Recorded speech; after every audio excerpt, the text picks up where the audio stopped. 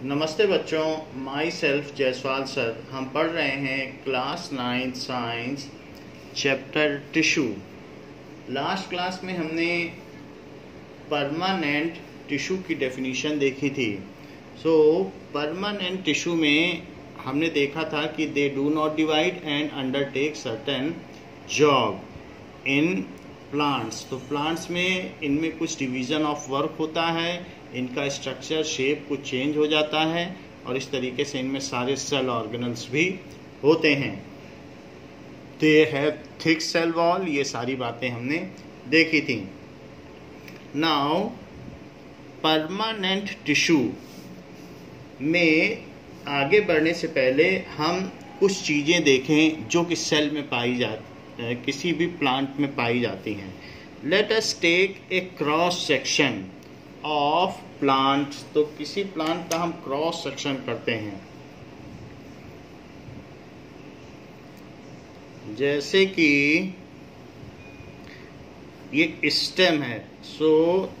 Stem में this is stem और ground के नीचे इसमें इसकी रूट्स होंगी। ऐसे रूट्स होंगी ग्राउंड्स के नीचे। This is stem.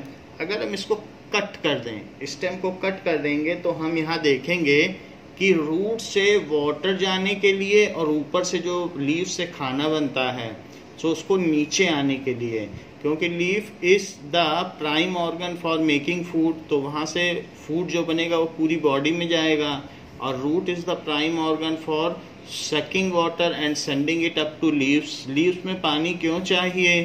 क्योंकि उसे खाना बनाना है। For photosynthesis water and CO2 is required in presence of sunlight to make glucose. तो इस तरीके से जो ये कंडक्शन होता है वाटर का नीचे से ऊपर और फूड का ऊपर से नीचे या चारों तरफ हर जगह, ये सारी चीज़ें इसके क्रॉस सेक्शन में हमें दिख जाएंगी। This is cross section of stem. This is section of stem. अगर हम ऐसा करें तो इसका नाम दिया जाएगा सेक्शन ऑफ स्टेम। इसके सेक्शन में आप देखेंगे कि सबसे पहले तो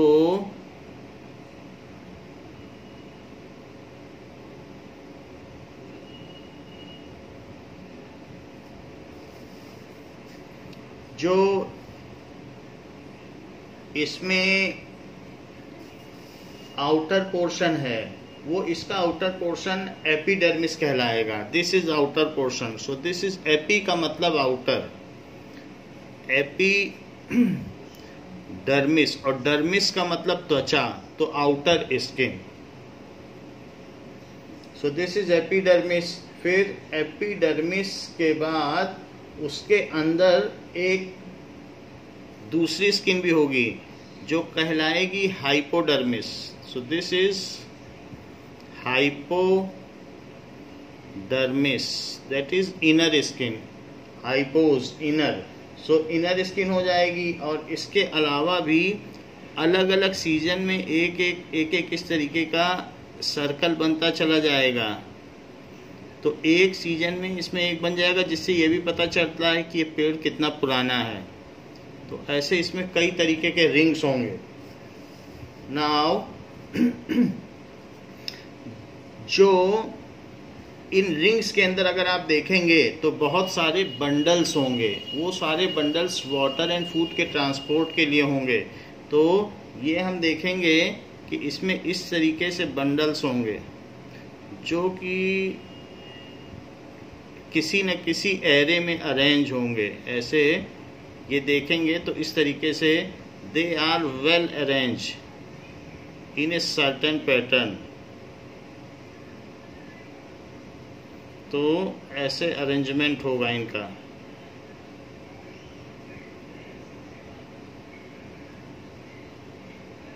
एंड ये these are the various vascular bundle. तो अगर हम इन्हें देखेंगे, if we see like this, इसी चीज को अगर हम देखें तो ऐसे होगा। This is cross section. जिसमें एपिडर्मिस होगी और एपिडर्मिस के बाद हाइपोडर्मिस होगी।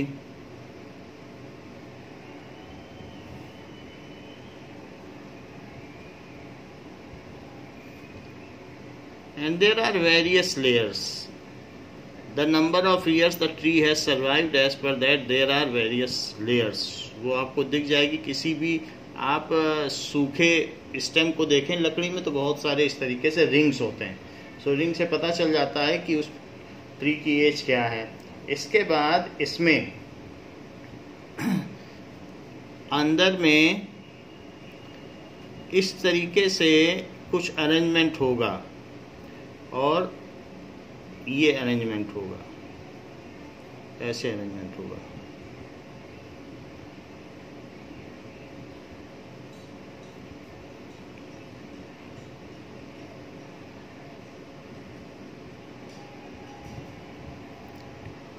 ये वेस्कुलर बंडल है। वेस्कुलर बंडल का मतलब होता है संवहन वाहिकाएं। संवहन का मतलब होता है कंडक्शन बंडल्स, जो किसी चीज को कंडक्ट करते हों।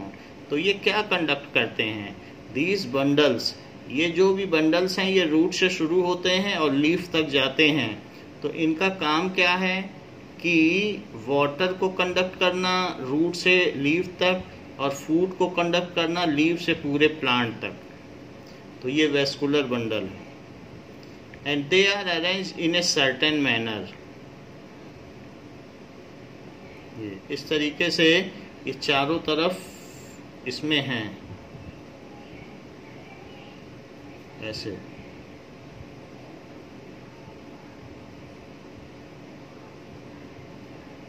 सो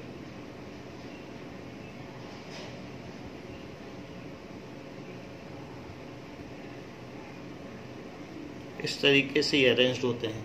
दीज आर वेस्कुलर बंडल। और इसमें जो इनर में होता है तो इनर में बहुत सारे ट्यूब्यूल टाइप स्ट्रक्चर होंगे। तो वो ट्यूब्यूल टाइप स्ट्रक्चर जो भी होंगे वो जाइलम होंगे। यहाँ पर इस वेस्कुलर बंडल में यहाँ जाइलम होगा जहाँ से वाटर ट्रांसपोर्ट होगा। बाहर क्यों नहीं जाइलम होगा? क्योंकि बाहर अगर जाइलम होगा तो पानी तो सब धूप से उड़ जाएगा, तो पानी अंदर रहता है। प्लांट के इनर पार्ट में वाटर ट्रांसपोर्ट होता है जिससे कि सनलाइट की वजह से वाटर लॉस ना हो। तो ये जाइलम टिश्यूज हैं। जाइलम एक कॉम्प्लेक्स टिश्यूज हैं जो कई तरीके के सेल से मिलकर बने होते हैं। तो यहाँ पर ये बात बताई गई, इसी चीज को हमने यहाँ पर आपको दिखाया है कि ये जो सेक्शन ऑफ लीफ है तो उसका आपको एक ऊपर से फ्रंटल व्यू दिखाया है। तो इसमें ये हर एक बंडल वेस्कुलर बंडल कहलाए। These are various vascular bundles. Vascular bundle यानी conduction bundles. So vascular bundle है, संवहन करते हैं, संवहन वाहिकाएं। तो इस तरीके से इसमें जाइलम है। और जो आउटसाइड है उसमें क्या होगा? सो आउटसाइड में यहाँ पर ये फ्लोएम होगा। तो फ्लोएम का क्या काम है? फ्लोएम का काम है फूड पहुंचाना। कहाँ से कहाँ तक? साइट ऑफ फोटोसिंथेसिस, यानी जो लीव्स और ग्रीन पार्ट होते हैं प्लांट्स में। कभी कभी ऐसा भी होता है कि स्टेम भी ग्रीन होता है तो वो भी खाना बनाता है, और अगर स्टेम जो है वो ग्रीन नहीं है तो फिर खाना नहीं बनाएगा। जहाँ भी खाना बन रहा है उसको पूरे प्लांट में डिस्ट्रीब्यूट करना। तो ये जो मैंने आउटर पार्ट बताया है वो ये है फ्लोएम, एंड जो इनर पार्ट है that is xylem. So this is phloem.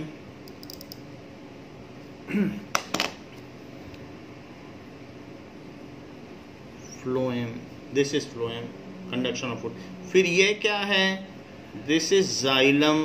Xylem complex tissue and phloem complex tissue. Xylem and phloem complex tissue बीच में इनमें आपस में ये सब डिवाइड रहते हैं जिनको कहते हैं कैम्बियम। तो जाइलम और फ्लोएम आपस में कैम्बियम से सब डिवाइड रहते हैं। तो इस चीज को आप कैम्बियम कहें, जो बीच का पोर्शन है ये वाला, दिस इज कैम्बियम, यहाँ पर कैम्बियम है।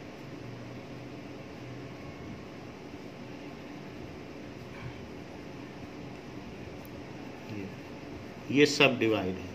सो इसको कहा जाएगा बीच वाली चीज को कैम्बियम। तो कैम्बियम का काम क्या है, ये फ्लोएम और जाइलम को आपस में सेपरेट करता है, जिससे फूड और वाटर मिल ना जाए और सेपरेट रहें। इसके अलावा जो बीच का पोर्शन होगा उसमें बहुत सारी सेल्स होंगी और वो उसको एक रिजिडिटी देंगी कि जिससे ऐसा ना हो कि उसको मैकेनिकल स्ट्रेंथ ना मिले। तो इस तरीके से बहुत सारी सेल होंगी, इनका कुछ खास फंक्शन नहीं होगा लेकिन एक तरह से रिजिडिटी देंगी, ये पूरा इसको फिल करेंगी। तो ये जो सेंट्रल पोर्शन है जहां पर इस तरीके की सेल्स पाई जाएंगी उसको पिथ कहा जाएगा। सो दिस इज पिथ। इसका काम है इसको रिजिडिटी देना, टर्जिड रखना, जिससे ये हिले डुले नहीं। और किसी भी दो वेस्कुलर बंडल के बीच में भी ये होंगी।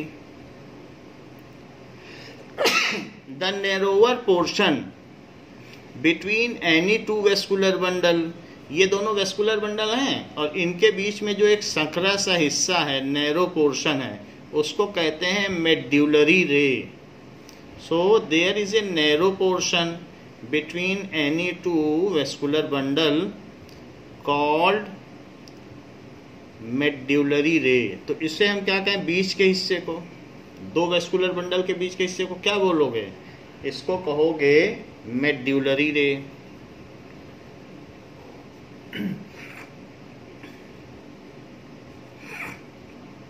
तो ये मेड्यूलरी रे हो गई। नाउ इसके बाद जो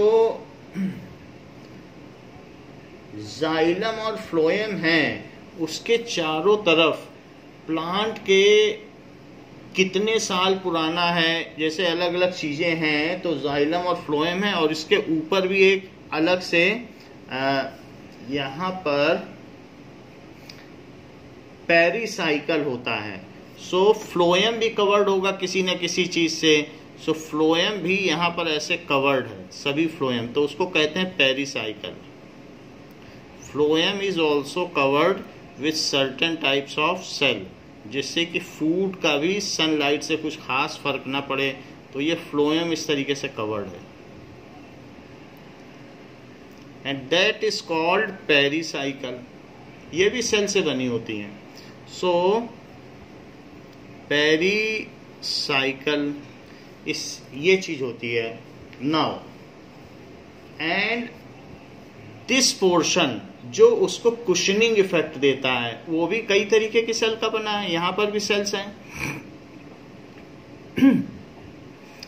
जैसे बाहर से अगर आप इसको हैमरिंग करें या कुछ करें, लाठी मारें, तो उससे क्या होगा कि ऐसा नहीं होगा कि फ्लोएम और जाइलम बीच में ब्रेक डाउन हो जाए और ऊपर तक पानी न पहुंच पाए।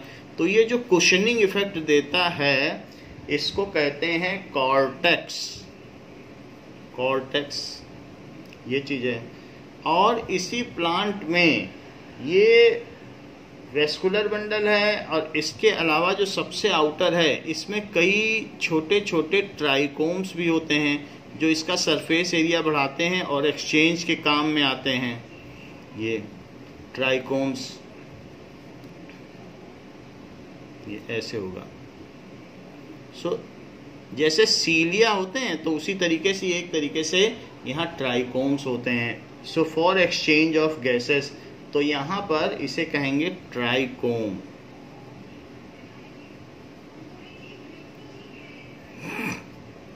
अब देखिए ये सारी चीजें हम लोगों ने देख ली। तो इसमें किसी एक वेस्कुलर बंडल में हमने कुछ चीजें इसमें मुख्य देखी। एक ट्राइकोम हो गया, फिर एपिडर्मिस हो गया, फिर हाइपोडर्मिस हो गया, फिर कॉर्टेक्स हो गया। कॉर्टेक्स के बाद ये जो चीज है मेड्यूलरी रे, बीच का निशान मेड्यूलरी रे हो गया।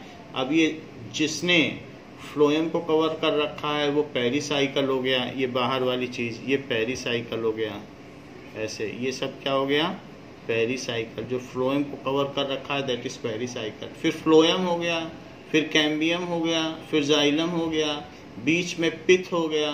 ये बीच का पोर्शन जो दिखाया गया है ये पिथ है, और बीच में इसके किसी दो वेस्कुलर बंडल के बीच में मेड्यूलरी रे हो गया। तो ये सारी चीज़ें हमने देखी, और वेस्कुलर बंडल का काम है खाना और पानी पहुंचाना। For the transportation of water and food they are deployed throughout the plant from root to shoot, root से शूट तक ये अपना काम करते रहते हैं। ये बात हमने देखी। नाउ इसमें से किसी भी वेस्कुलर बंडल को लें और उसको और ज़्यादा इंस्पेक्ट करें। Now let us see the magnified part of any vascular bundle. एक वेस्कुलर बंडल को अगर हम उठाएं तो कैसा दिखता होगा। Now this is one vascular bundle, सिर्फ इतना पोर्शन लेना है, ज़्यादा नहीं लेना है, इतना पोर्शन। तो इतने पोर्शन को अगर हम देखेंगे तो इसमें सेल्स होंगे और ट्राइकोम भी होगा जो एक्सचेंज ऑफ गैसेस के काम में आएगा। तो यहाँ पर ट्राइकोम होगा। सो दिस इज ट्राइकोम। अब इसके बाद ये जो है ये इसकी एपिडर्मिस है। सो दिस इज आउटर त्वचा को कहते हैं एपिडर्मिस। जैसे हम लोगों की स्किन में कोई प्रॉब्लम होती है तो डर्मेटोलॉजिस्ट के पास जाते हैं, तो वैसे डर्मिस का मतलब त्वचा होता है। This is trichome.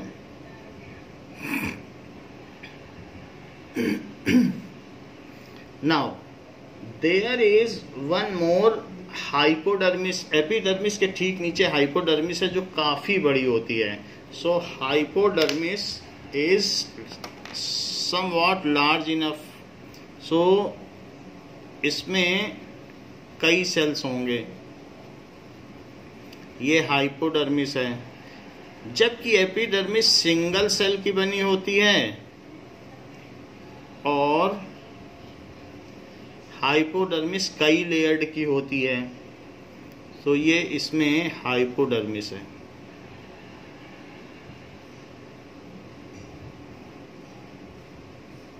हाइपो का मतलब इनर डर्मिस,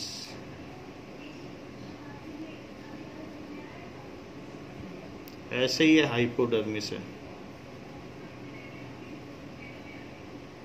और इसी में बीच में एक म्यूसिलेजीनियस कैनाल होती है। उसका पर्पस अभी हम बताते हैं आपको नेट में देख के। ये म्यूसिलेजीनियस कैनाल है और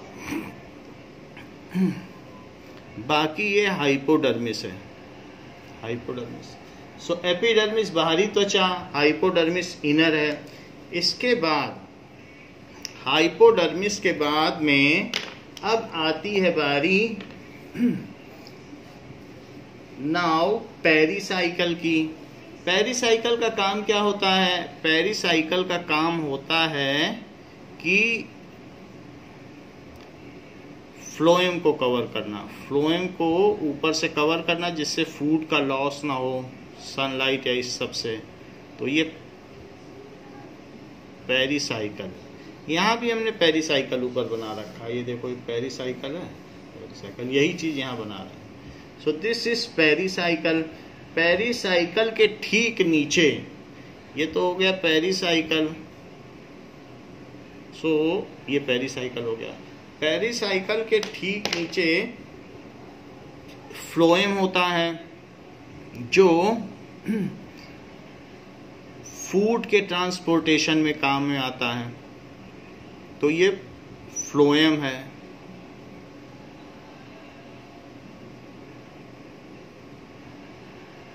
दिस इज फ्लोएम। अच्छा, फ्लोएम के बाद में तो हमने कुछ चीजें आपको बताई। एक तो बताई ये एपिडर्मिस, फिर ये क्या बताया, इसका नाम नहीं लिखा है, इसको भी लिखो। This is hypodermis, hypodermis. और इसका भी नाम नहीं बताया, that is म्यूसिलेजीनस canal. म्यूसिलेजीनस canal.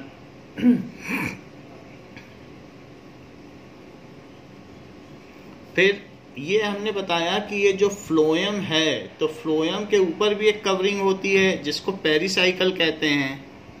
Pericycle, pericycle से भी उम्र का पता चलता है, कितनी लेयर है, तो उसी की वजह से उम्र का पता चलता है कि एज कितनी है प्लांट की और कितने ईयर्स पुराना है। This is phloem. फ्लोएम और जाइलम के बीच में, ये तो फ्लोएम हो गया, और जाइलम, इनके बीच में कैम्बियम होता है। तो phloem and xylems are separated by cambium. तो यहाँ एक और लेयर है, वो लेयर किस चीज की है?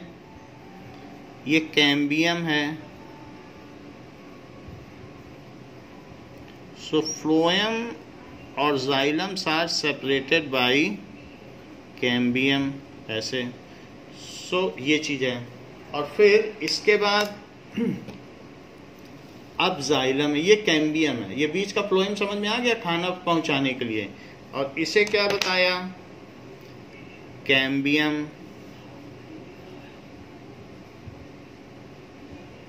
तो देखो फ्लोएम भी कवर्ड है, फ्लोएम ऊपर पेरिसाइकल से कवर्ड है और नीचे कैम्बियम से कवर्ड है। इसी तरीके से जो जाइलम है, तो जाइलम कुछ कुछ इस तरीके से है।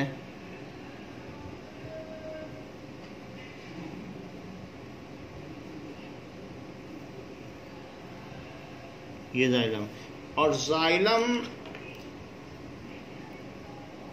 ये इनर पार्ट में रहता है, जो कि वाटर ट्रांसपोर्टेशन के काम में आता है। ये इनर पार्ट में जाइलम। सो इनर पार्ट में ये क्या हो गया? This is xylem. और बाकी का जो पार्ट है, ये वेस्कुलर बंडल, ये एक जो भी ऊपर है, मैं इसी को बना रहा हूं, सिर्फ सिंगल को। तो ये वेस्कुलर बंडल पूरा इस तरीके से होगा, वेस्कुलर बंडल। और बाकी का पोर्शन, इसमें सेल्स होंगी। तो ये सब चारों तरफ सेल से घिरा हुआ है। तो ये जो मेड्यूलरी रे होगी, क्योंकि दो वेस्कुलर बंडल के बीच में भी इस तरीके से सेल्स होंगे, ऐसे। बीच के सेल बड़े बड़े होंगे जो पित्त में हैं, क्योंकि अब उन्हें फर्दर डिवाइड नहीं करना है, तो ऐसा भी होगा।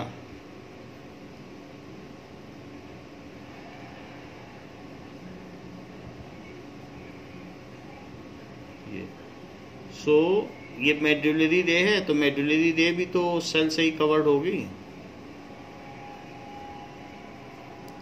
और ये फिर सेल धीरे धीरे बड़े होते जाएंगे, जो बीच के सेल्स होंगे उसको पित्त कहेंगे।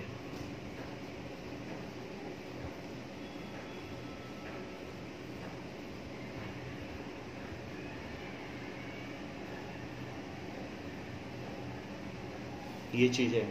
तो यहां पर हमने देखा कि there are array of vascular bundle, इनका एक समायोजन है बहुत सारे वेस्कुलर बंडल का, जो कि एक नियमित क्रम में लगे हुए हैं। यहाँ देखा सिंगल वेस्कुलर बंडल, तो ये वेस्कुलर बंडल है। अगर आपसे वेस्कुलर बंडल बनाने को कहा जाए तो यही बनाएंगे। दिस इज पित्त and this is vascular bundle. तो ये वेस्कुलर बंडल हो गया।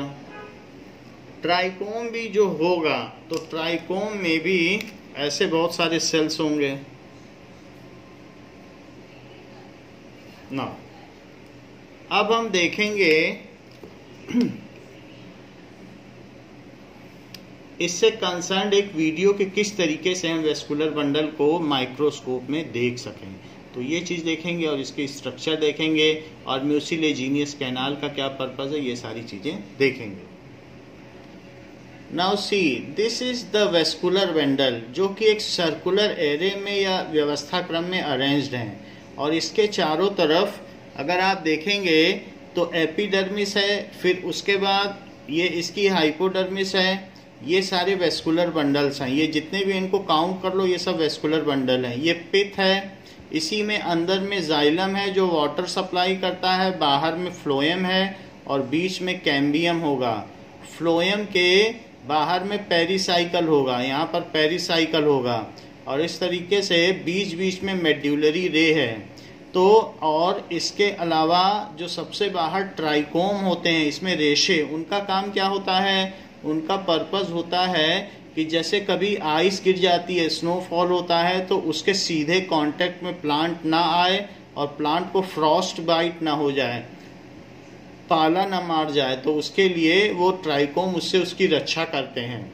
या डस्ट पार्टिकल है तो सीधे उसके संपर्क में ना आए, तो आप कभी भी किसी भी लीफ या किसी को टच करेंगे तो ऐसा लगेगा जैसे उसमें से कुछ रोए से हैं, तो वही उसके ट्राइकोम्स हैं जो एक्सटर्नल डस्ट से, स्नो से प्लांट की रक्षा करते हैं। तो ये चीज़ है, यही चीज़ जो वेस्कुलर बंडल है ये यहाँ पर दिखाया गया है। तो आप इसमें से एक वेस्कुलर बंडल को देख सकते हैं कि ये किस तरीके से अरेंज है और ऐसे ही ये तरीके से वेस्कुलर बंडल होते हैं। तो यहाँ पर भी आप देख सकते हैं एक वेस्कुलर बंडल कैसे अरेंज होगा और इसमें वाटर जाएगा। ये ट्यूब्यूल टाइप का स्ट्रक्चर इसमें दिखाया गया है। नाउ ये जो इसमें म्यूसिलेजिनियस कैनाल है, इसका काम होता है कि वाटर और फूड को स्टोर करना जो इमरजेंसी पर्पस में काम आता है, और कभी सीड का जर्मिनेशन होता है तो उसमें भी जर्मिनेशन का मतलब है जैसे बीज है वो फूट जाता है, प्लांट बन जाता है, जर्मिनेट करता है। तो एक बीज को पानी में डालो, सीड को ये जमीन में डालोगे तो वो क्या होगा, जर्मिनेट करके प्लांट बना देता है। तो उसमें भी म्यूसिलेजिनियस कैनाल का काम होता है। ट्राइकोम का काम हमने बता दिया है कि बाहर की डस्ट, डर्ट या स्नो को प्लांट के सीधे कांटेक्ट में आने से इसको वो बचाता है। Now These are also some photos of vascular bundle। आप यहाँ क्लियरली देख सकते हैं कि इसमें वेस्कुलर बंडल दिखाया गया है। ये जो चारों तरफ ये छोटे छोटे वेस्कुलर बंडल आपको दिख रहे हैं, ये सारे, तो ये वेस्कुलर बंडल हैं जो ट्रांसपोर्टेशन के काम में आते हैं। इसी तरीके से आप यहाँ भी देख सकते हैं, ये भी वेस्कुलर बंडल दिखाया गया है। तो ऐसे इन्हीं में से ट्रांसपोर्ट होता है। Here it is clearly you can visualize how the vascular bundles are present in plants. अब हम देखेंगे कि वेस्कुलर बंडल को देखने की किस तरीके से आप लैब में आपका प्रैक्टिकल होगा। So how you can make a slide of vascular bundle and how you will stain it. Stain का मतलब उसे कैसे कलर करोगे और उसको कैसे माइक्रोस्कोप में देखोगे, तो उसके बारे में इस वीडियो में बताया गया है कि आप किसी भी प्लांट के वेस्कुलर बंडल को कैसे देख सकते हैं। Stems and roots of plants are made up of different types of tissues. These tissues form different layers in the composition of stems and roots. To study the structural details of the stem or root of a monocot or dicot plant, it is essential to get familiarized with the sectioning and staining techniques used with plant materials. It is also necessary to take the sections with uniform thickness so that the light passes through them equally and the different tissues found in the material are clearly visible under the microscope. To examine the tissues clearly, it is desirable to stain the section with suitable stain as different stains color the tissues differently. Materials required: fresh material of sunflower stem, maize stem, sunflower root, maize root, new blade, compound microscope, slides, cover slips, petri dish containing water, saffron in solution, glycerine, brush, needle, filter paper, dropper. Procedure: take a blade and a sunflower stem to be sectioned. Dip the top of the material and the blade in water. Hold the material to be sectioned horizontally between the thumb and the first finger of your left hand. Cut the sections of the material quickly using the blade. Transfer the sections in petri dish containing water. Using a brush, select a thin, uniform and complete section and place it on the glass slide. Using a dropper, take some saffron in solution. Pour 1 drop of saffron in solution over the section and allow it to stand for 2 minutes. Remove excess stain using a filter paper. इससे हम colour कर रहे हैं उस stem के cross section को. ये देखिए वेस्कुलर बंडल दिख रहा है. Remove the excess glycerine. Pour a drop of glycerine. यहाँ Remove पर आप excess देखेंगे stain. कि Drop of ऐसा saffron करने in से solution over the section and allow it to stand for 2 minutes. Remove excess stain using a filter paper. Pour a drop of glycerine over the section. तो ये vascular bundle है. आपने देखा कि it is clearly seen कि यहाँ पर ऐसा करने से वेस्कुलर बंडल दिख जाता है. ये देखिएगा. Repeat the same procedure for the sunflower root, maize stem and maize root and prepare the slides. Observe each section under the microscope. Observations. Dicot stem. A typical तो इस dicot तरीके से stem यहाँ पर shows an vascular outer bundle layer of दिखेगा. parenchyma cells forms the epidermis. Beneath the epidermis lies a few layers of collenchyma cells forming the hypodermis. तो पैरेन्काइमस है. जरा ये देखिए, ये हम लोग अब जो पढ़ने जा रहे हैं वो क्या पढ़ने जा रहे हैं. We are going to read permanent tissue. Permanent tissue में 2 तरीके के हैं, एक सिंपल एंड दूसरा कॉम्प्लेक्स. तो इन्होंने बताया जो एपिडर्मिस है वो पैरेन्काइमा की है. उसके बाद इसके अंदर जो हाइपोडर्मिस है वो कॉलेनकाइमा की है. अभी इसमें इन्होंने यही बात बताई, फिर से सुनिए. The cortex in dicot stem consists of several layers of parenchyma cells that lie between the epidermis and the vascular bundle. Endodermis is a single layer of parenchymatous cells that separates the vascular tissue from the cortex. Vascular bundles are wedge-shaped and are arranged in a ring, which is an important feature of dicot stem. Each vascular bundle contains xylem and phloem. The parenchyma cells of the central portion of the stem make up the pith. Monocot stem. The internal structure of monocot stems reveals some differences with respect to that of dicot stem. तो यहाँ आपने देखा कि किस तरह से हम slide prepare कर सकते हैं और उसको स्टेनिंग कर सकते हैं, कलर कर सकते हैं, फिर ग्लिसरीन से उसका एक्स्ट्रा कलर हटा सकते हैं और उसको माइक्रोस्कोप से हम उसमें वेस्कुलर बंडल को इजीली देख सकते हैं. कोई फ्रेश स्टेम जो ग्रीन स्टेम हो उसको लेना ठीक रहेगा और उसको ब्लेड से कट करके हम ऐसा कर सकते हैं. Now that is vascular bundle. और म्यूसिलेजिनियस कैनाल का हमने आपको पर्पस बता दिया है. ये वाटर एंड फूड के स्टोरेज के लिए है और ये सीड को जर्मिनेट करता है. ट्राइकोम इसको आउटर एटमॉस्फेयर से, चाहे आइस हो या डस्ट हो, उससे इसकी आउटर लेयर को क्लियर रखता है. तो ये सारा काम हो गया. Vascular bundles are for conduction of. ये वेस्कुलर बंडल है, ईच वेस्कुलर बंडल. इसमें ये हर एक जो है एक का नाम वेस्कुलर बंडल है और बहुत सारे हैं तो वेस्कुलर बंडल्स हो गए. तो वेस्कुलर बंडल्स हैं तो इनका काम होता है कंडक्शन के लिए. Now we will come again to permanent tissue, जिसमें हमने यहाँ देख लिया कि ये जो चीज है पैरेन्काइमा की है, ये कॉलेनकाइमा की है. इस तरीके से जो अलग अलग परमानेंट टिश्यू हैं उनकी बनी है. तो सबसे पहले हमें जानना चाहिए ये होता क्या है पैरेन्काइमा, कॉलेनकाइमा, जिसका कि मैं बार बार नाम ले रहा हूं. Now permanent tissues are of 2 types. तो परमानेंट टिश्यू कौन कौन से 2 तरीके के होते हैं. Now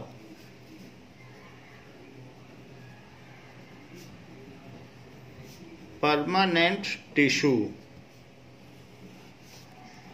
it is of 2 types. First is simple permanent tissue and second is complex permanent tissue. Simple permanent tissue and complex permanent tissue.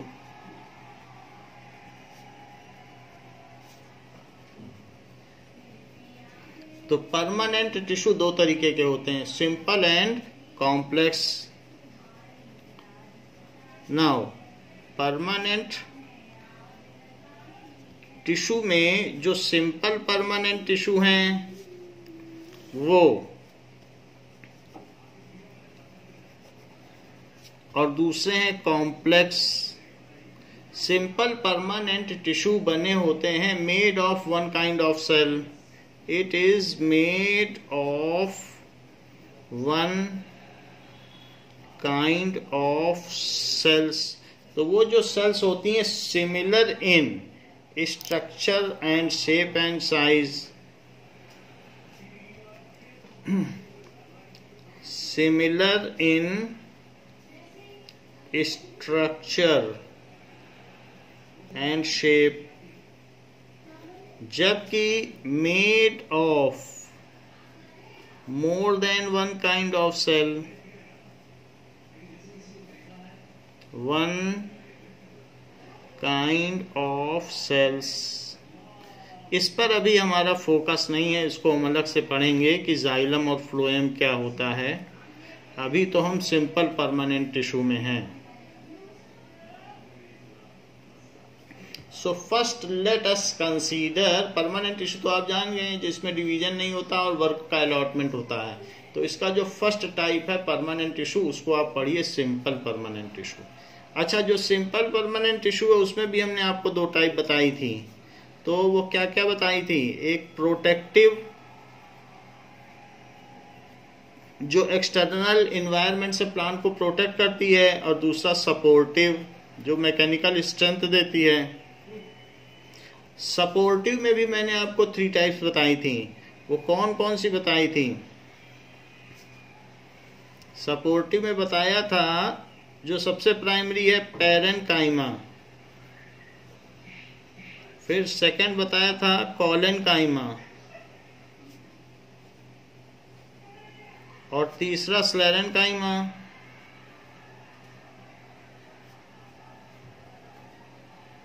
तो ये 3 तरीके के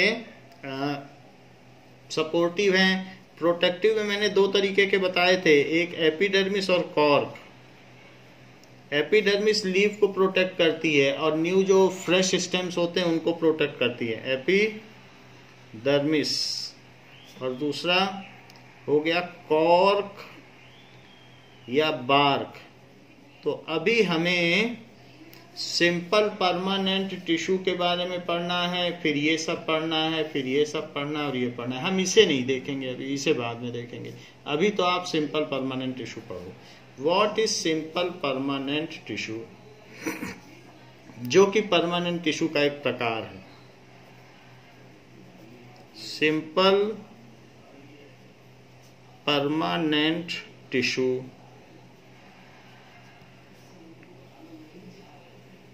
so it is first type of permanent tissue. Let us see ये क्या चीज होती है simple permanent tissue.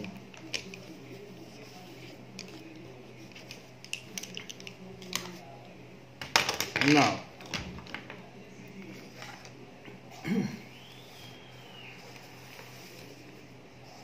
simple permanent tissue are composed of cells which are structurally and functionally similar.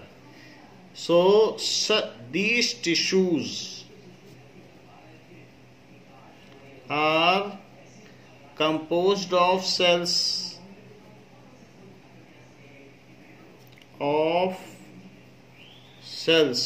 which are structurally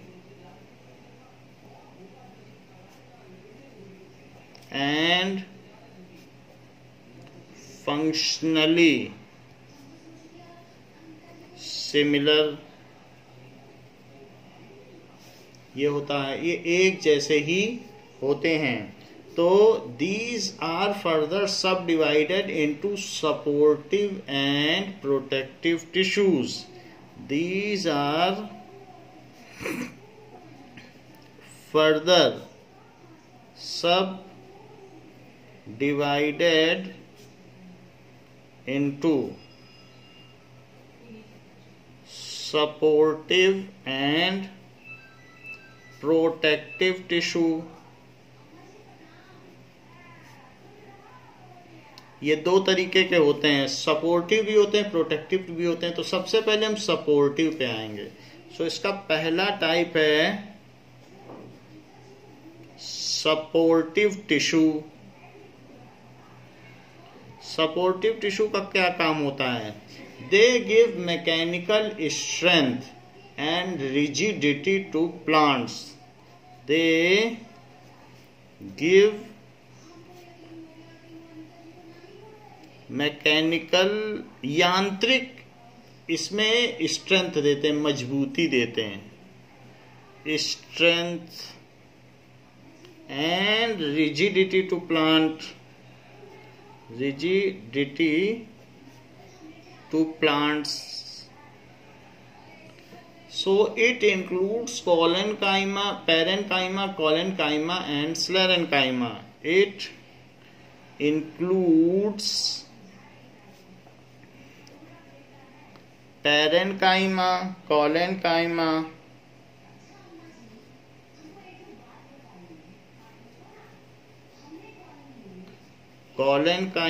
and sclerenchyma.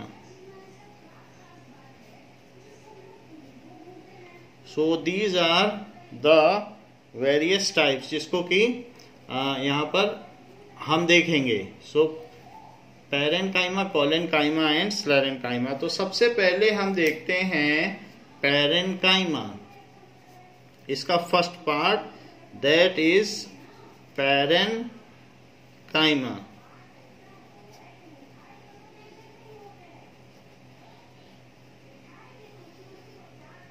Parenchyma. Parenchyma क्या होता है? किस तरीके की सेल होती है? ये किस तरीके की सपोर्टिव सिंपल परमानेंट टिश्यू हैं. सपोर्टिव तो हैं ही और सिंपल भी हैं और परमानेंट भी हैं. तो supportive simple permanent tissue. Parenchyma का मतलब होता है कि it forms the bulk of plant. It forms the bulk of plant. जहां जहां ज्यादातर जगहों में ये फिलिंग का काम करती हैं. जो जगह खाली है, जैसे हमने देखा पिथ, तो पिथ बीच की चीज होती है कि नहीं, अभी आपको दिखाया था. तो जहां जहां पर प्लांट में खाली जगह होती है, central portion of vascular bundle pith है. So it forms the bulk of plant body. Bulk of plant body मतलब ज्यादातर पोर्शन में ये रहती हैं. And these are living cells and possess the power of division. अच्छा, इनमें एक ये भी बात है, ये डिवाइड भी हो सकती हैं. These are living cells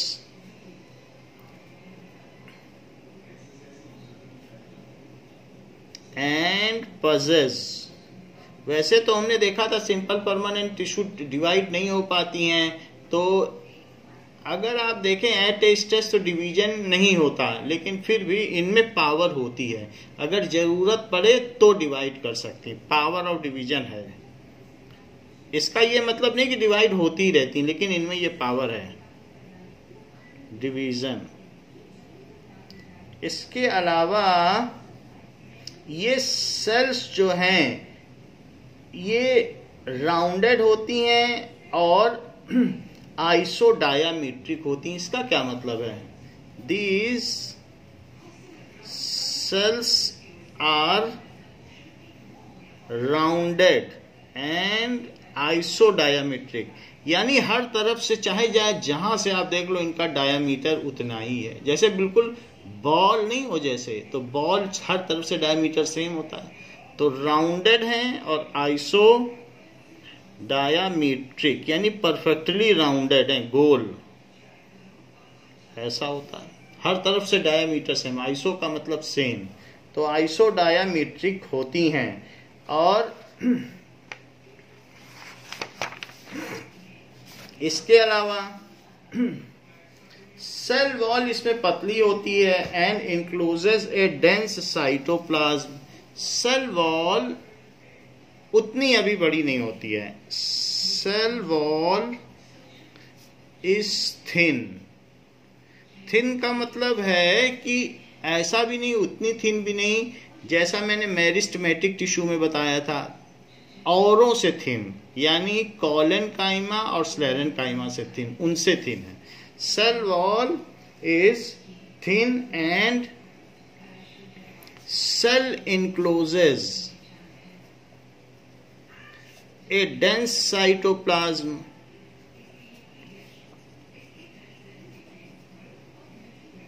तो सेल के अंदर साइटोप्लाज्म काफी भरा हुआ रहता है and it contains a small nucleus and large central vacuole.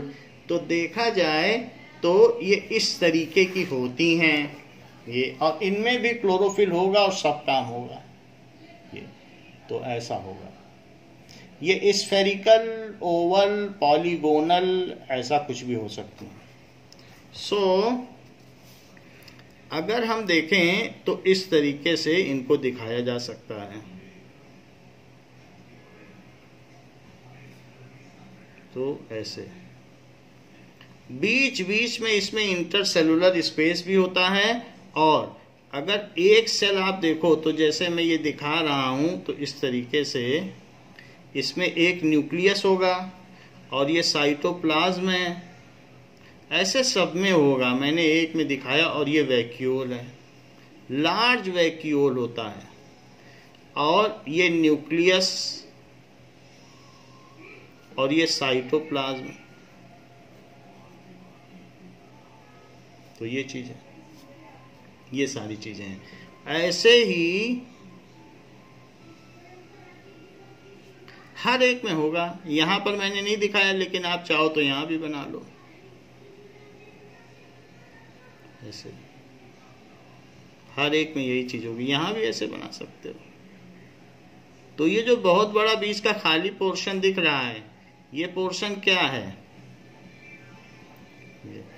तो ऐसे होगा, और इसके बाद इनमें इंटरसेलुलर स्पेस भी होगा।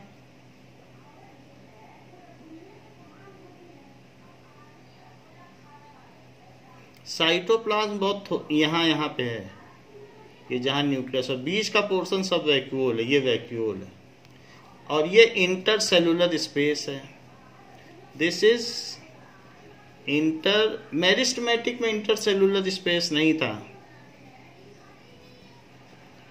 बट इसमें इंटरसेलुलर स्पेस है। तो ये पैरेन्काइमा टिश्यू है। This is parenchyma tissue. यदि आपसे कहा जाए पैरेन्काइमा टिश्यू बनाओ, तो ऐसे ही बनाना है। इसमें क्या चीज होती है?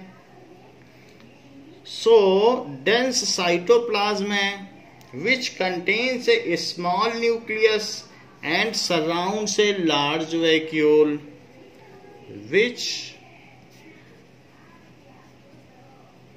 contains a small nucleus। इसमें छोटा न्यूक्लियस है, जबकि मेरिस्टेमेटिक टिश्यू में बहुत बड़ा न्यूक्लियस था। हमने, आप ध्यान रखें, पीछे हमने दिखाया है आपको। So small nucleus and large vacuole, और वो भी सेंट्रल न्यूक्लियस नहीं होता है, न्यूक्लियस एट साइड में होता है, and large vacuole. So they have intercellular space, they have intercellular space.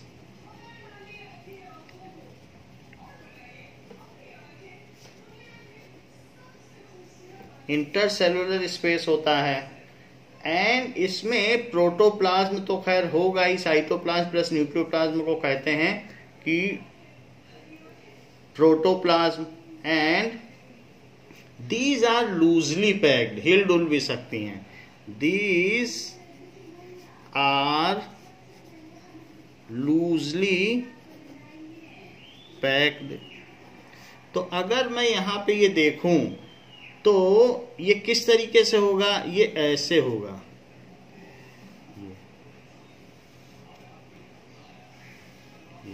यानी ये हमने जो आपको दिखाया है ये ऊपर से एक ब्लेड से कट करके दिखाया है, लेकिन अगर मैं आपको ऐसे कट करके दिखाऊं तो कैसे दिखेंगी भाई? ये तो मैंने ऊपर से कट कर दिया तो ऊपर से ऐसे दिख रही हैं, ये नीचे का इसका पोर्शन है। सो ये जो चीजें हैं तो दीज आर इलोंगेटेड, लंबी हैं। इलोंगेटेड का मतलब लंबी हैं। These are elongated in shape. कैसे? These are elongated in shape। अगर ऊपर से काटोगे तो ट्रांसवर्स सेक्शन और लंबाई में काटोगे तो लॉन्गिट्यूडनल सेक्शन। तो हमने ट्रांसवर्स सेक्शन दिखाया आपको। This is transverse section.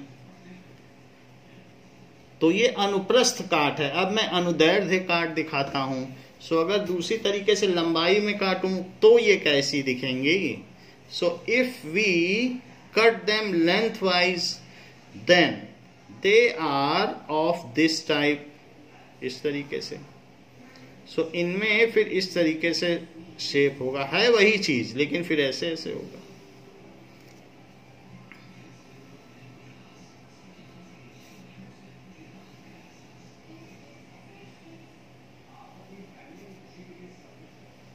तो ये लंबी हैं, फिर यहां तक है, फिर दूसरी होगी। तो जैसे लंबाई में कोई चीज रखी हो तो यही चीज अगर लंबाई में काट दी जाए तो यहां तक होगी, फिर दूसरी सेल होगी, ऐसे ये सेल होगी। और यहां पर अगर हम देखें तो इसमें डेंस साइटोप्लाज्म फिर भी है, डेंस साइटोप्लाज्म है। और डेंस साइटोप्लाज्म के बाद ऐसे इस तरीके से यहां बीच में वैक्यूल है। तो ये चीज डेंस साइटोप्लाज्म है।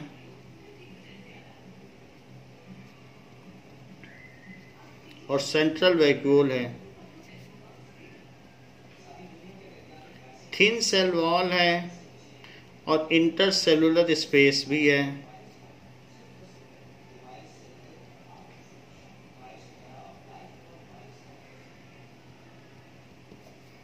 तो ये हमने आपको साइटोप्लाज्म दिखाया। अब ये साइटोप्लाज्म है और हर एक में न्यूक्लियस भी है।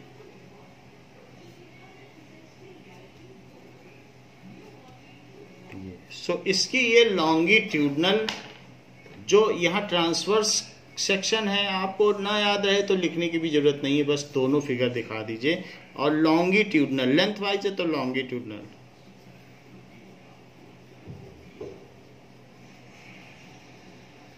सेक्शन ऑफ पैरेन्काइमा सेल, ये बीच में इंटरसेलुलर स्पेस है, इंटरसेलुलर स्पेस।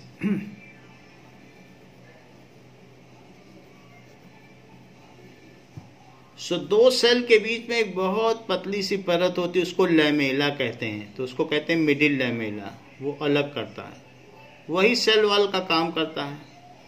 तो ये लैमेला है। सो दिस इज लैमेला। अलग अलग सेल को करता है क्योंकि इसमें सेल वॉल है और बीच में यहाँ इंटरसेलुलर स्पेस है, इंटरसेलुलर स्पेस। बाकी आप इसमें वैक्यूल भी देख सकते हैं और इसमें वैक्यूल के बाद साइटोप्लाज्म भी देख सकते हैं, डेंस साइटोप्लाज्म। न्यूक्लियस तो खैर आप देख ही रहे हैं, न्यूक्लियस। तो ये दोनों फिगर एक ही हैं और जैसा आपकी बुक में बना था हमने तो वैसा ही बना दिया। तो ये बुक में बना है पैरेन्काइमा, यही बनाया है, ये बना है, यही बनाया है। तो इस तरीके से हमने दोनों आपको बता दिया कि पैरेन्काइमा का काम क्या है, पैरेन्काइमा का शेप क्या है। अब पैरेन्काइमा का काम देखो, ये होते कहाँ कहाँ है। So it is found in stem, roots, leaves, flower and fruits. ये कहाँ कहाँ पाए जाते हैं? It is found in stems, leaves, सबको फिलिंग करते हैं, इनका काम है फिलिंग करना। Roots, flowers and fruits, fruits में भी पाए जाएंगे। इन सभी चीजों में ये पाए जाते हैं। सो इसके अलावा they are found in cortex, तो कहाँ कहाँ है, और जहां जहां पर इनको फिलिंग करनी होती है तो वहां पर भी पाए जाएंगे। So they are found in cortex. Pith, they are found, मालूम है कॉर्टेक्स कहाँ होता है? जो जाइलम और फ्लोएम को अलग करते हैं उनको कॉर्टेक्स कहते हैं। Found in cortex. Pith, pith central portion होता है। मेड्यूलरी रे, दो वेस्कुलर बंडल को जो अलग करे, मेड्यूलरी रे में भी ये पाए जाते हैं। और जाइलम और फ्लोएम को भी पैक करते हैं, तो उनका नाम है xylem parenchyma and phloem parenchyma, दोनों में ये भी रहेंगे। And xylem and phloem packing करते हैं जिससे कि लूज ना रह जाए। तो नाम भी है, अभी जाइलम जब पढ़ेंगे तो उसमें एक आएगा जाइलम पैरेन्काइमा और फ्लोएम पैरेन्काइमा, 4 पार्ट हैं, उसमें पैरेन्काइमा अवश्य होगा। ये सब काम इनका होता है। So they are for the packing, these are packing tissues, देखो लिख भी दिया गया है, these are packing tissues, packing के लिए ऑर्गन को, उसकी जो भी चीजें हैं, मतलब टिश्यूज दूसरों को पैक करते हैं। And they provide turgidity to plants, they provide turgidity to plants।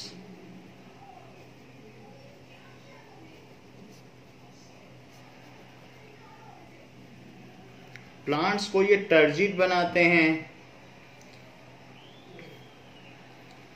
और they store food and waste products, ये इसके अंदर फूड भी स्टोर रह सकता है और वेस्ट प्रोडक्ट्स भी, क्योंकि वैक्यूल है ना, large vacuole. So they store, vacuole का यही तो काम होता है, food and waste product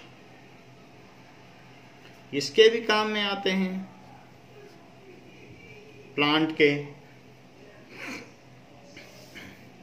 and if chloroplast is present, तो हम जानते हैं कि पैरेन्काइमा में क्लोरोप्लास्ट भी होता है ग्रीन कलर पार्ट में, तो इसलिए if they are chloroplast then do photosynthesis, जिसमें क्लोरोफिल होता है उसे क्लोरोप्लास्ट कहते हैं।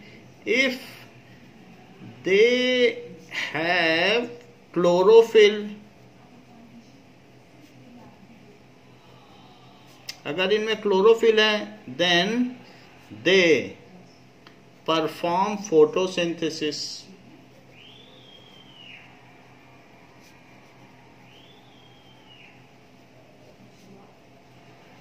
फोटोसिंथेसिस क्या है?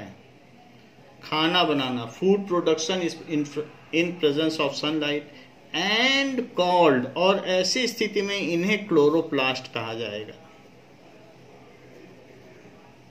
ये सारी बातें तो मैंने आपको बता दी पैरेन्काइमा के बारे में। अब आप पूछेंगे कि यदि ये पैरेन्काइमा है तो फिर कॉलेनकाइमा क्या है? तो अब हम जानते हैं कि वास्तव में कॉलेनकाइमा क्या होता है।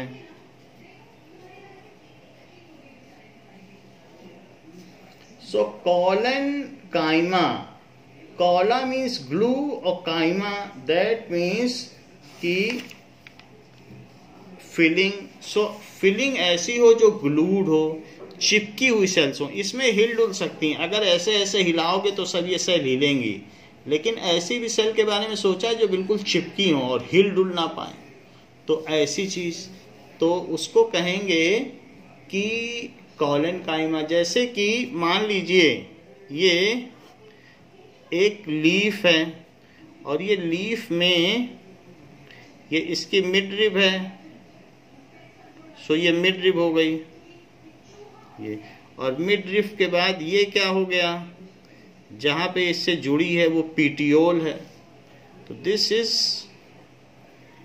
Petiole, this is mid rib. तो ये थोड़ी हार्ड है ना, वरना तो जो लीफ है तो वो लीफ तो ऐसे अब है ही, लेकिन कुछ पोर्शन इसमें हार्ड भी है ये। तो वो जो हार्ड पोर्शन है वो बना होता है कॉलेनकाइमा का, और जो ये सॉफ्ट पोर्शन है ये बना है पैरेनकाइमा का। यहाँ पे पैरेनकाइमा और यहाँ पे ये इस पे और इस पे कॉलेनकाइमा।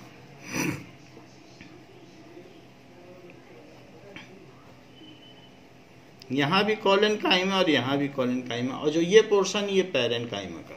तो हार्ड पोर्शन में ये चीज होती, तो ग्लूड है तभी तो हिल डुल नहीं सकती उसकी मिडरिब। तो it consist of living cell, इसमें भी लिविंग सेल होती हैं और ग्रीन पार्ट भी होता है, तो फोटोसिंथेसिस ये भी करती हैं। It consist of living cell, ये भी लिविंग सेल की बनी होती हैं। सो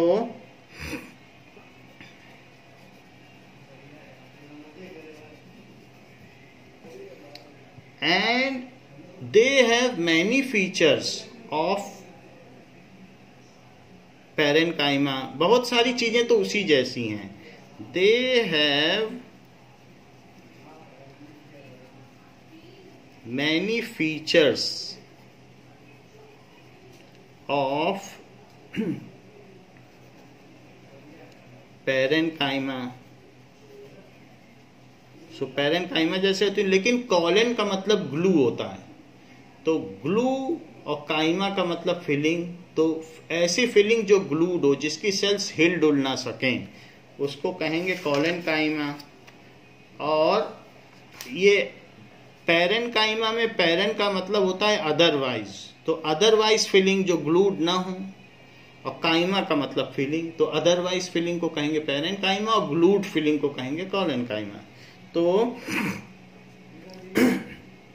ये पैरेनकाइमा जैसी ही होती हैं, ये भी लिविंग सेल होती हैं, ये सब तो वही बात हो गई। इसके अलावा there is extra cellulose deposit at corner of the cell, ये नई बात कह दी। जरा देखें तो क्या कह रहा है कि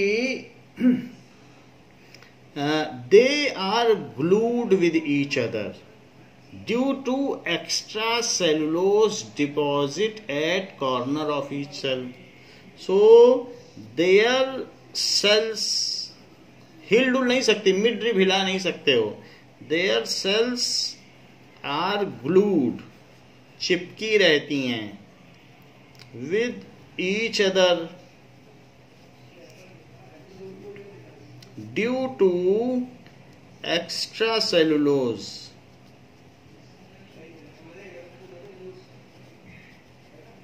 deposit, due to extra cellulose deposited at corner of cell, at corner of cells। अब हम इसे देख लेते हैं वास्तव में ये कहना क्या चाहता है, कहाँ सेलुलोज डिपॉजिट है। सो ये जरा देखें कि कॉलेनकाइमा में क्या चीज होती है ना। सब कुछ उसी तरीके से होगा जैसे पैरेनकाइमा में है, लेकिन इसमें थोड़ा सा फर्क होगा। जैसे ये देखो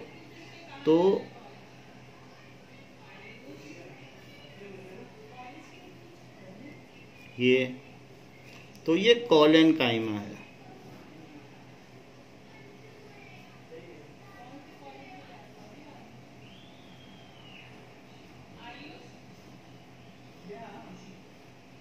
ये तो इसमें क्या होगा, वैक्यूल भी होगा, सब कुछ वैसे ही है।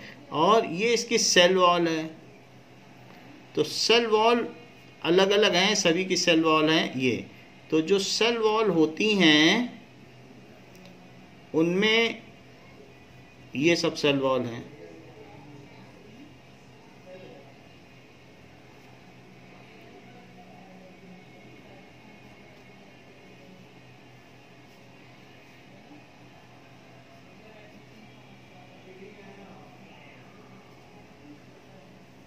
ऐसे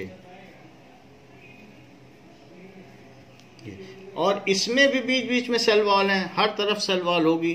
तो ये जो भी चीज है it is all cell wall. और बीच में लैमेला है, बीच में मिडिल लैमेला, तो हर एक की अपनी सेल वॉल है। और उसके बाद बीच में एक अलग से एक लेयर होती है जो दो सेल वॉल को अलग करती है, दैट इज लैमेला। जैसे ये चीज, तो यहां पर आप देख रहे हैं कि दीज आर सेल वॉल्स, ऐसे यहां पर। तो यहां जो सेल वॉल है इसके आगे इसमें साइटोप्लाज्म भी होगा और वैक्यूल भी होगा। तो वैक्यूल इस तरीके से है, वैक्यूल ऐसे ऐसे, कोई बहुत अच्छा स्मूथ वैक्यूल नहीं है, वो थोड़ा सा श्रिंक हो गया है। अब श्रिंक हो गया है तो इसके बाद इसमें इसमें यहां पर साइटोप्लाज्म है जैसे पहले बना था, तो लगभग तो उसी तरीके से है।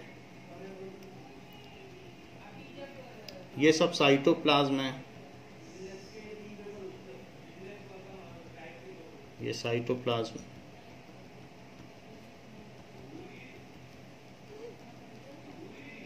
ये सब। और ये जो साइटोप्लाज्म है इसी में न्यूक्लियस भी है। तो यहां पे एक इसमें न्यूक्लियस है, सब में, सभी में न्यूक्लियस है। लेकिन इसके अलावा इनका जो कॉर्नर है वहां पर सेलुलोज डिपॉजिट हो गया है, एक्स्ट्रा सेलुलोज। तो ये सारी सब चिपक गई हैं, तो ये सब चिपक गई हैं जहां जहां पर इनका कॉर्नर है। तो कॉर्नर पे क्या हुआ है कि एक्स्ट्रा सेलुलोज जहां जहां भी कॉर्नर है वो डिपॉजिट हो गया है। तो अब ये हिल डुल नहीं सकती। यहाँ पे ऑल डिफरेंट सेल्स के कॉर्नर पर क्या चीज डिपॉजिट हो गया है, cellulose. So they can not move, glued हो गई है सेलुलोज की वजह से। तो ये चीज यहां पर दिखाई गई। ऐसा हम आपकी बुक में भी दिखा देंगे कि ये कैसे हुआ है। तो इन सभी जगहों पर जो सेल वॉल है उन सब में सेलुलोज का डिपॉजिट हो गया है। तो ये आपकी बुक में दिखाया गया है कि किस तरीके से सेलुलोज इनमें डिपॉजिट हो गया। बाकी न्यूक्लियस है, वैक्यूल है, सब कुछ है, लेकिन सेलुलोज भी डिपॉजिट हो गया। अब ये हिल डुल नहीं सकती। तो ये चीज, ये वैक्यूल है।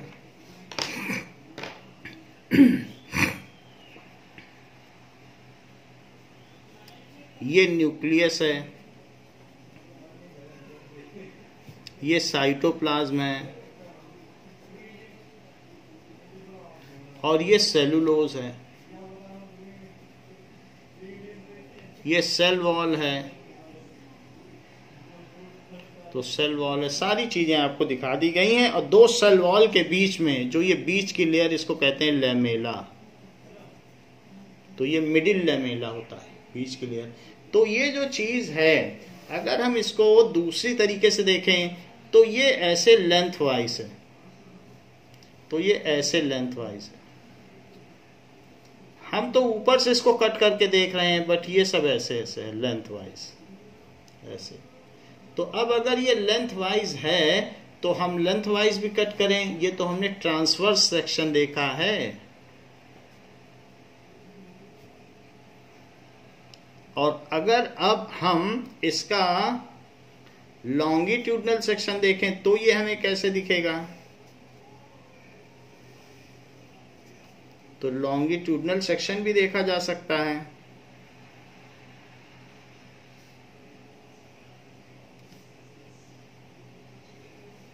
ऐसे जैसे हमने पहले देखा था। सो this is it's longitudinal section. Longitudinal section में सब कुछ वही है और इसमें भी डेंस साइटोप्लाज्म है ऐसे, और बीच में वैक्यूल है। ये तो साइटोप्लाज्म है ही।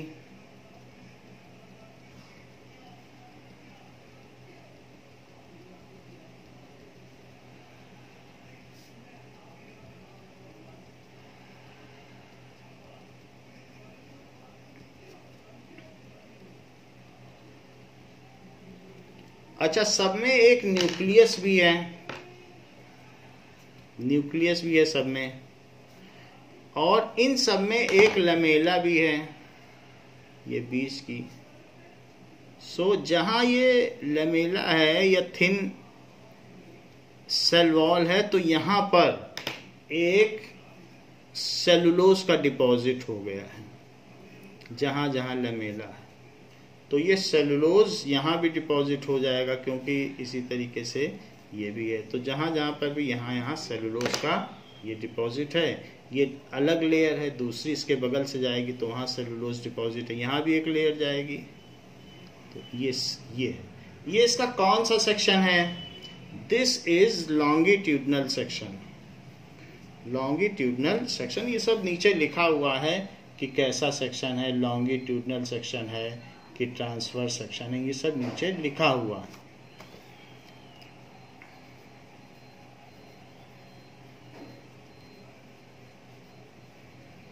So this is cellulose, this is nucleus, this is cytoplasm, this is cell wall, ये बाहर वाली सेल वॉल है, और ये वैक्यूल ऐसे। So in this way we have seen कि कॉलन काइमा में ग्लूड होती, कॉलन का मतलब होता है ग्लू कर दे जो। सो कॉलन काइमा के क्या फीचर्स हैं? कॉलन काइमा में हमने आपको बताया कि इसमें सब कुछ पैरेन्काइमा जैसा होता है, बस थोड़ा सा एक्स्ट्रा सेलुलोज इसमें कॉर्नर्स पर डिपॉजिट हो गया होता है, और इंटरसेलुलर स्पेस इसकी वजह से एब्सेंट होते हैं। So in this intercellular space are absent in these tissues, क्योंकि उसमें सेलुलोज डिपॉजिट हो गया है। So intercellular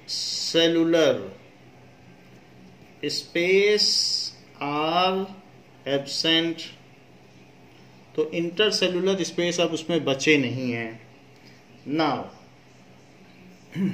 these are also elongated in shape, तो इनमें भी क्या होती है, लंबाई में भी होती हैं, दिखाया गया है आपको। These are elongated in shape,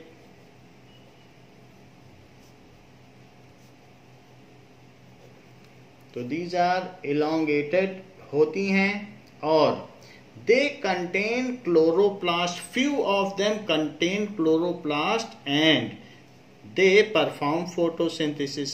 कभी कभी इनमें few of them contain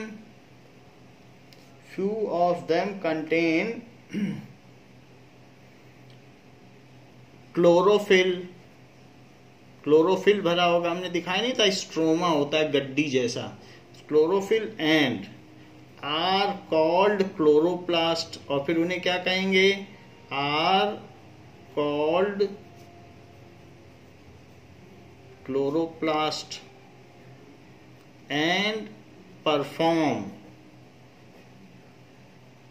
photosynthesis. जो क्लोरोप्लास्ट है वो एक ऑर्गेनली है, cell organelle. So they contain chlorophyll and perform photosynthesis. So called न लिख के लिखिए एंड हैव क्लोरोप्लास्ट, क्योंकि वो तो सेल ऑर्गेनल हो गया क्लोरोप्लास्ट, तो इन सब में क्लोरोप्लास्ट होता है। क्लोरोप्लास्ट तो एक तरीके का प्लास्टिड है ना। And have chloroplast and perform photo synthesis, ये चीज है। जो पीछे भी हमने लिखा है उसमें भी इस बात को आप बदल लें, have chloroplast. So and they perform photosynthesis, तो ठीक है, एंड हैव क्लोरोप्लास्ट, कॉल्ड ना लिखें, क्योंकि क्लोरोप्लास्ट एक सिर्फ सेल ऑर्गेनल है। And have chloroplast, have cell organelle के नाम पे टिश्यू का नाम थोड़ी होगा। तो इस तरीके से हमने यहाँ देख लिया कि ये क्या क्या करते हैं, कैसे कैसे होते हैं। अब हम ये देख लें, ये पाए कहाँ जाते हैं, दे आर लोकेटेड बिलो। ये कहाँ पाए जाते हैं, हमने अभी एक वीडियो में देखा था, उसमें उसने बताया था कि एपिडर्मिस के नीचे हाइपोडर्मिस होती है और वहीं पे कॉलेनकाइमा होते हैं। जो लेयर एडजेसेंट और बिल्कुल एक दूसरे के साथ लगी होती है, कॉम्पैक्टली अरेंज्ड होती है। एक होता है बीच में मीजोफिल जहां लूजली अरेंज होती है, उसे छोड़ दो, सिर्फ एपिडर्मिस के जस्ट नीचे कॉम्पैक्टली अरेंज लेयर है, वहां पर ये पाए जाते हैं। So these are located below epidermis. और कहां कहां पाए जाते हैं? So they are found in mid ribs. अभी रिब आपको दिखाई थी लीफ के बीच में, they are found in mid ribs. And इसके अलावा और कहां पाए जाते हैं? पीटियोल में, जहां पर जो पत्ती का लास्ट एंड होता है वो स्टेम से मिलता है, उसको पीटियोल कहते हैं।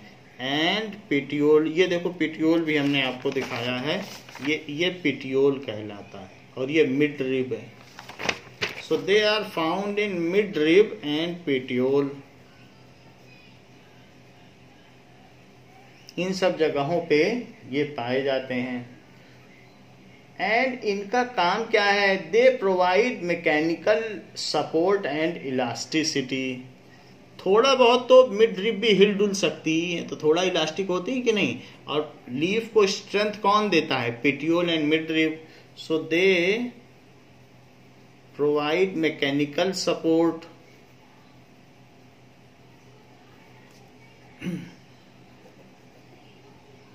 And elasticity. थोड़ा सा हल्का सा खींचोगे तो लीफ अपनी जगह पे रहेगी, इसी चीज को इलास्टिक कहते हैं कि अपने पहले जैसे रूप में आ जाए। सो दे प्रोवाइड इलास्टिसिटी, ये चीज देते हैं। दे give tensile strength and flexibility. जहां जहां भी ये होते हैं तो मजबूती प्रदान करते हैं। Without actual breaking they give tensile strength. ऐसे किसी स्टेम को खींचोगे तो क्या खींच जाएगा? तोड़ लोगे, तो इसको कहते हैं टेंसाइल स्ट्रेंथ। कि आप किसी भी स्टेम को या तने को खींचो तो प्लांट टूटता नहीं है, तो इसको कहते हैं कि टेंशन देने पे भी ना टूटे, खींचने पे भी ना टूटे। तो दे गिव टेंसाइल स्ट्रेंथ।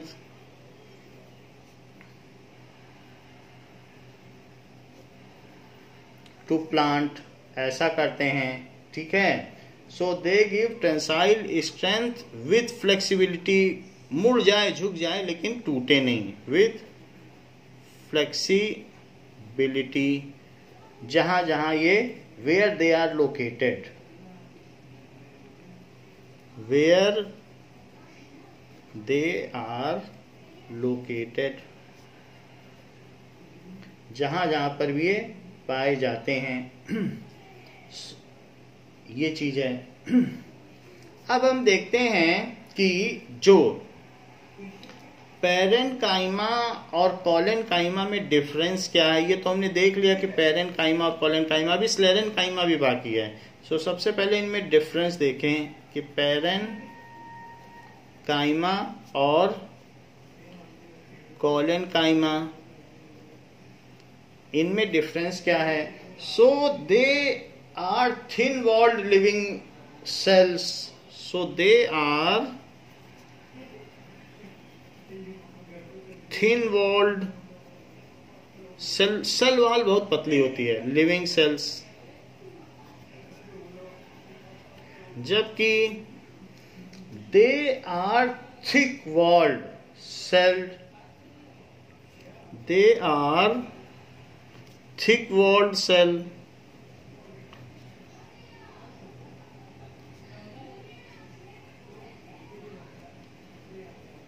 सो ये थिक वॉल्ड सेल होती है।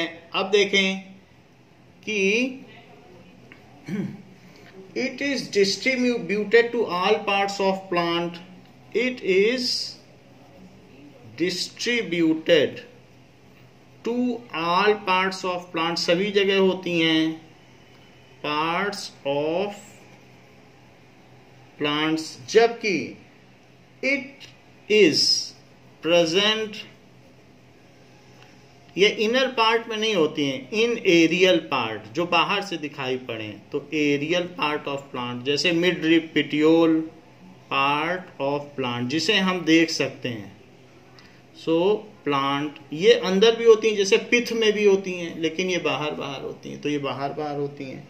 सो ये सारी चीज होती है। It store food and waste product, इसका काम क्या है? It store food and waste product.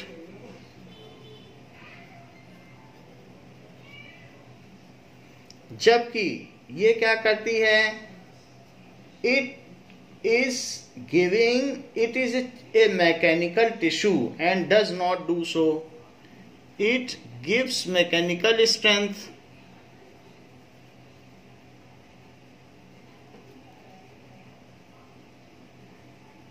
And does not do so, store नहीं करती कुछ, डज नॉट डू सो।